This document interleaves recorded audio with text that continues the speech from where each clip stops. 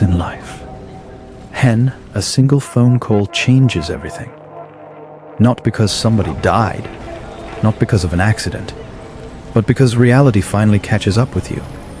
I still remember that call. My mother's voice was shaking. She wasn't crying loudly. She didn't need to. The silence between her words told me everything. There was no money left. At the time, I was 27 years old, a university graduate, jobless, watching my younger siblings slowly lose hope. Every morning, I woke up believing today would be different. I sent out applications every afternoon. I checked my email every evening. I lied to my family. Don't worry, something will come soon. But nothing came. Weeks became months. Months became years, and the question haunted me. How could a country sitting on billions of dollars worth of oil produce so many unemployed young people? I thought I was unlucky. I thought maybe I wasn't trying hard enough. Maybe I needed more qualifications. Maybe I wasn't connected enough. I didn't know I was looking at the symptom instead of the disease, and that disease was hidden deep inside Nigeria's oil industry. One afternoon, after another failed interview, I boarded a crowded bus heading home. The atmosphere was heavy. Passengers complained about transport fares. Drivers complained about fuel prices. Everybody was angry. Everybody was frustrated. Then something strange happened. An old man sitting beside me started laughing. Not the laugh of someone who found something funny. The laugh of someone who had seen too much. The laugh of someone who already knew how the story ends. He turned toward me and asked a question I still think about today. "Young man, you think fuel is the problem?" "Fuel is only the symptom."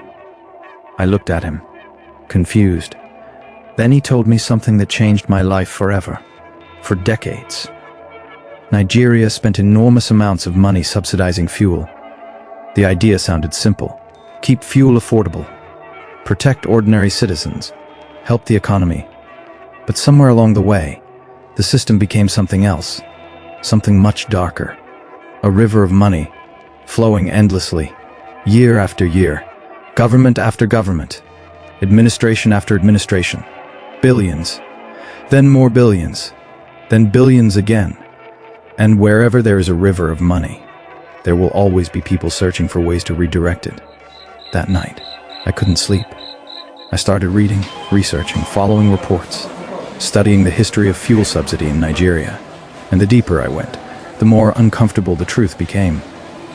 I discovered allegations of massive leakages, questions about accountability, questions about payments, questions that seemed to have no clear answers, questions worth billions. Suddenly, my unemployment felt different. It wasn't just my story anymore. It was connected to something larger. The closed factory down the road. The abandoned project nobody talks about. The struggling business owner. The graduate selling recharge cards. The father working 3 jobs. The dreams that never happened. All connected. All existing inside the same economic ecosystem. Then came the day fuel subsidy was removed, and Nigeria changed overnight. Transport costs exploded. Food prices increased. Businesses struggled. Families suffered. People panicked, including me.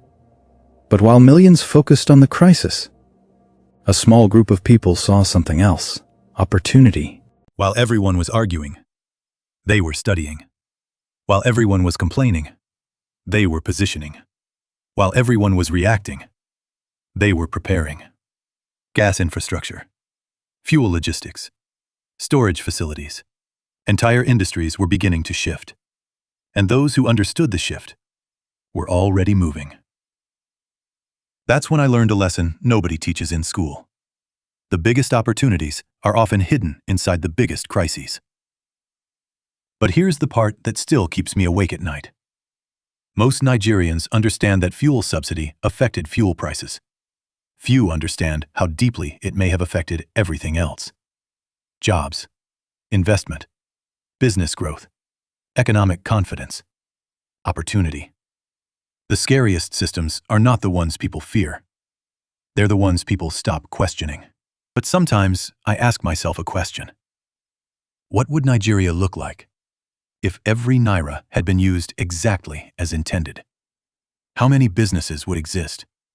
How many jobs would have been created? How many families would have escaped poverty? How many dreams would have survived? And then another question appears. A much darker question. If billions could move through one system for decades, what systems are operating right now that nobody is paying attention to? Because history rarely repeats itself exactly, but it often rhymes.